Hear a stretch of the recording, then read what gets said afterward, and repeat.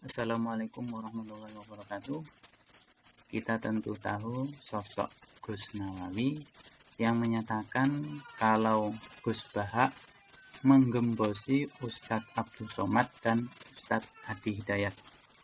Kali ini saya mencoba mengomentari videonya. Beliau mengatakan NU itu kan ngeri. Kenapa? Karena banyak orang NU yang nggak tahu Ustadz Somad itu kategorinya apa. Beliau mengatakan banyak orang NU yang nggak tahu Ustadz Somad itu kategorinya apa. Ustadz Hadi Hidayat itu apa. Banyak kan pondok-pondok NU mengundang mereka, padahal detailnya saja tidak tahu. Coba mengundang orang, kata beliau ini, bahkan detailnya mereka saja tidak tahu. Butuhnya cuma yang lagi tren. Itu kan lucu ya. Itu yang mengundang ya pondok, lembaga NU. Nah, jadi inti dari yang disampaikan Gus Baha adalah mempertanyakan.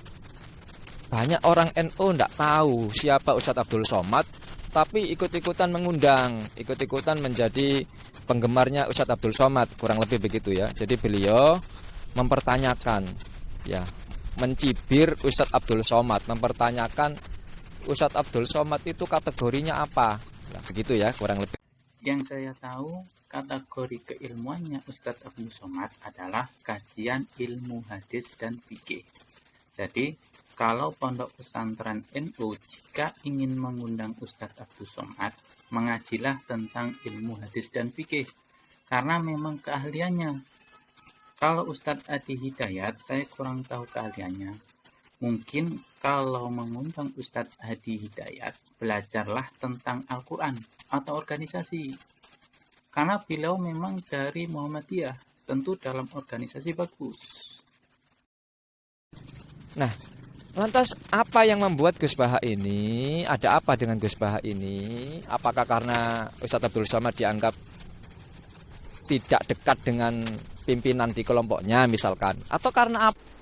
Misalnya saya dengan Pak Yusuf Mansur hormat. Saya dengan siapa saja dengan Ustadz Abdul Somad, dengan UAS, saya hormat.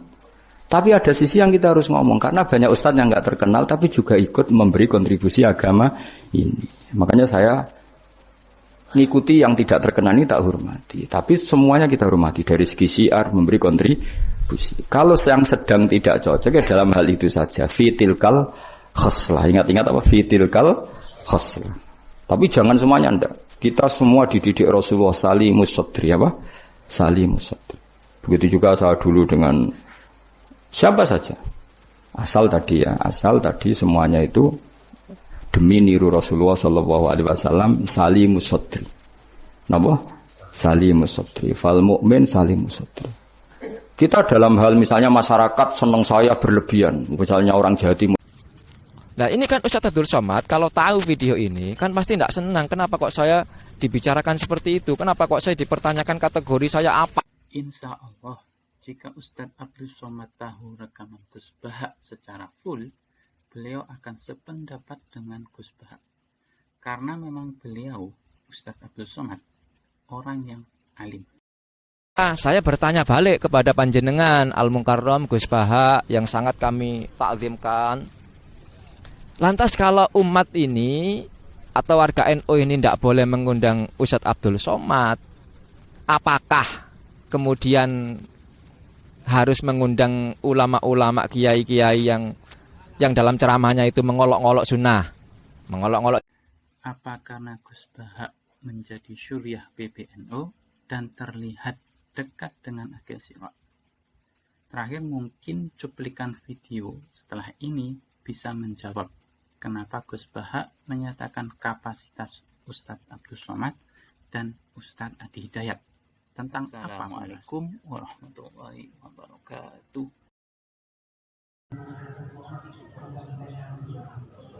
Jadi di Indonesia itu orang-orang alim itu benar-benar susah. Tapi ini saya mau bikin gerakan, Gus-Gus itu tak suruh, tak minta mengkaji kitabnya mbahnya di YouTube. Pengajian Usbun NU Tamsud. Seneng rame-rame. Karena tadi iman gitu. Itu sama ulama Yaman tuh Indonesia naskahnya itu sama karena dulu ketika ngaji Said Zaini Tahlan itu ya ulama Yaman Indonesia itu mulai era Said Zaini Tahlan sudah orang Indonesia mungkin malah jumlahnya imbang. Syekhuna Khalil menangis Said Zaini Tahlan bareng Syekh Ali Habib Ali Al-Habsyi yang punya sudut itu bareng yang punya cucunya Abu Bakar Sadar itu ada hidup di sini sampai meninggal. Saya Hamzah Sadar.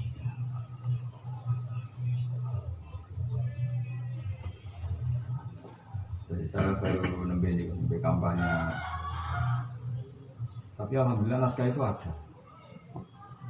Ya, tapi mau gue pajangan, mata nawang kan. Gue pajangan. Itu sudah yang terbit datang masyarakat. Ya sebenarnya terbit, tapi kalau duriahnya tidak peduli mau apa coba? Coba artinya terbit kalau nggak ada yang ngorek, nggak ada yang sosialisasi. Kan nggak ada gunanya. Kata kuncinya kan keseriusan kita. Saya kemarin sudah bilang ke saya datang ke Tebiran, tapi saya bagian baca kitabnya bahas ini. Terbit ada, tapi kalau duriahnya nggak peduli mau. Coba Ihya itu meskipun dia terbit kalau nggak ada orang baca Ihya siapa itu kan pasangan apa artinya Fathul Qorib kalau nggak dibaca kalau terbitnya terbit tapi ya.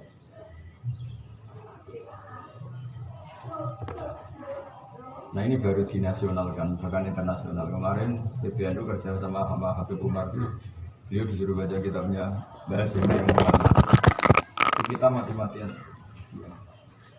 Karena kemarin ada benturan habaib dan kiai kita minta. Dan Habib Umar sangat menghormati kita, menyayangi kita. Saya sudah punya muridnya Habib Umar.